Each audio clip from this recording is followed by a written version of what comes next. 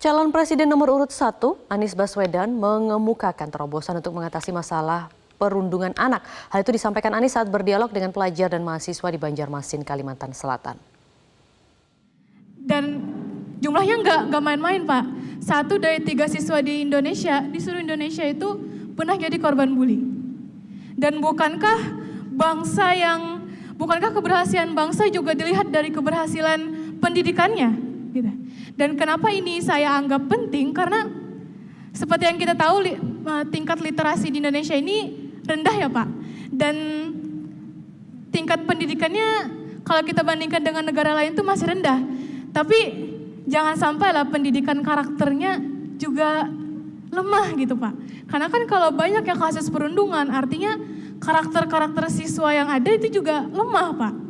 Dan seperti yang kita tahu juga, pemerintah udah ada aksi, itu udah kelihatan banget, dan ada peraturan-peraturan juga, tapi gitu-gitu aja Pak. Saya tidak melihat yang, karena teman-teman saya banyak ya kan Pak. Nah, gimana nih pandangan Bapak? Siap, oke, sip. Makasih Rahma. Jadi persoalan kekerasan di sekolah itu tidak dianggap sebagai masalah pendidikan selama ini. Jadi kalau teman-teman tanya ke Dinas Pendidikan, ada tidak unit yang mengurusi kekerasan? Nggak ada. Nggak ada sama sekali. Kenapa? Karena tidak dianggap masalah pendidikan. Tapi kalau kurikulum, masalah pendidikan. Kemudian ekstrakurikuler, masalah pendidikan. Karena itu nomor 1, menjadikan itu sebagai masalah pendidikan. Yang terjadi selama ini, dibiarkan, 1, didamaikan lalu nggak berbuat apa-apa. Itu intinya adalah dibiarkan. Yang kedua, dilaporkan polisi dan dianggap ini sebagai peristiwa kriminal. Betul tidak? Tapi tidak dianggap sebagai masalah pendidikan. Jadi yang kami akan kerjakan 1, dijadikan sebagai masalah pendidikan. Karena masalah pendidikan, maka dibuat unit khusus untuk pencegahan kekerasan, pencegahan perundungan di semua unit-unit pendidikan, termasuk dinas pendidikan. Tapi yang paling penting di ujungnya di sekolah, dibuat gugus tugas pencegahan kekerasan yang terdiri dari 1,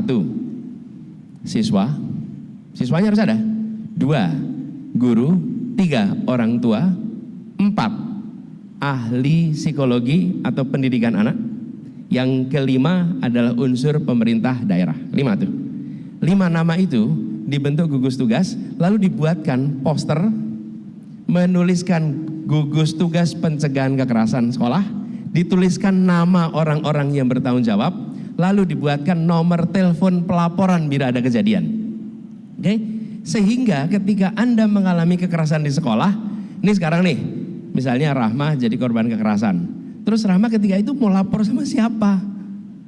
Apa yang dikerjakan? Dan kalau lapor sama guru, gurunya pun tidak punya SOP, apa yang harus dikerjakan? Gugus tugas ini membentuk SOP-nya, membentuk cara menanganinya, yang ditangani dua-duanya. Bukan hanya korban yang terkena perundungan, tapi pelakunya juga harus mendapatkan penanganan, pendampingan, karena dua-duanya itu bermasalah. Yang 1 bermasalah karena melakukan, yang 1 karena menjadi korban, dia punya goncangan. Nah, dengan adanya gugus tugas di setiap sekolah, maka insya Allah kami yakin kita akan bisa menekan jumlahnya. Kedua, mencegah pengulangannya. Yang ketiga, melakukan remedinya. Lalu di tingkat kota, tingkat kabupaten dilakukan review terus-menerus.